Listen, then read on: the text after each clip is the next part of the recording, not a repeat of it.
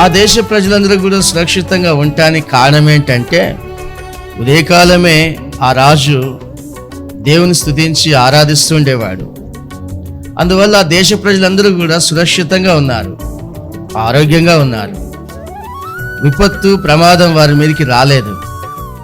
ఒకసారి హిజ్కియా పరిపాలన చేసేటప్పుడు ఆ దేశం మీదకి ప్రమాదం వచ్చి పడింది. వేరే దేశపు రాజు యుద్ధానికి వస్తానని కబురు పంపించాడు. అయితే వీళ్ళు యుద్ధం చేయమని చెప్పారు, అయినా కూడా అతను ఊరుకోలేదు. నిత్యము సేవిస్తున్న దేవుని దగ్గరికి వెళ్ళి, దేవా, వారు మా మీదకి వస్తున్నారు, మమ్మల్ని రక్షించమని చాలా కన్నీటితో ప్రార్థన చేశాడు ఆ రాజు. అతను ప్రార్థన దేవుడు ఆలకించాడు. అతని ప్రార్థన దేవుడు ఆలకించినందువలన ఆ దేశమంతా రక్షింపబడింది. ఆ దేశం మీదకి వచ్చిన సైన్యము గవిని బయటనే వారందరూ మరణించారు.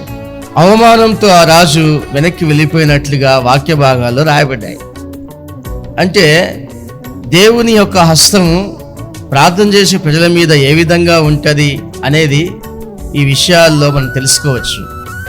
దేవుని కాపుదల, దేవుని కంచె ఉంటే పొంచియున్న ప్రమాదాల నుంచి మనల్ని రక్షించుకుంటాం. తప్పకుండా ఆయన కట్టడలను అనుసరించాలి, వాటిని బోధించాలి. యేసు ప్రభు చేసినట్లుగా మనం చేస్తే చాలు. యేసు ప్రభు భూమి మీదకి వచ్చాడు, దేవునికి లోబడి ఉన్నాడు, తండ్రి అయిన దేవునికి లోబడి ఉన్నాడు.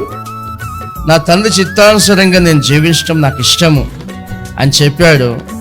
అంతేకాకుండా నా తండ్రి చిత్త ప్రకారం చేయవారే పరలోక రాజ్యంలో ప్రవేశిస్తారు అని చెప్పుకుంటూ పసిబిడ్డలను చూపిస్తూ ఇలాంటి మనస్తత్వం కలిగి మనం జీవించాలి.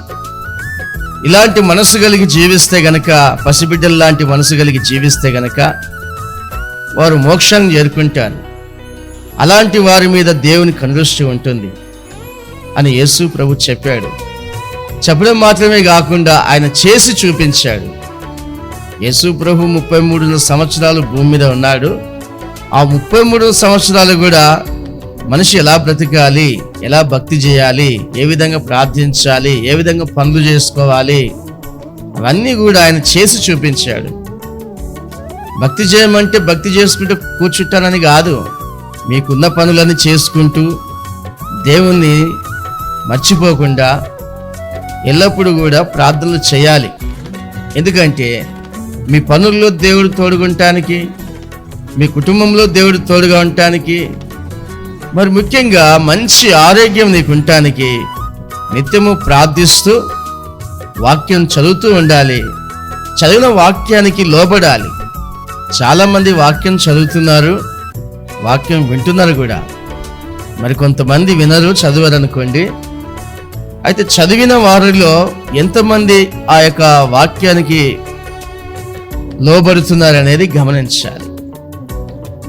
వాక్యానికి లోబడిన వారిలో ఎప్పుడు కూడా క్షేమమే ఉంటుంది, ఆరోగ్యమే ఉంటుంది, ఆశీర్వాదం ఉంటుంది.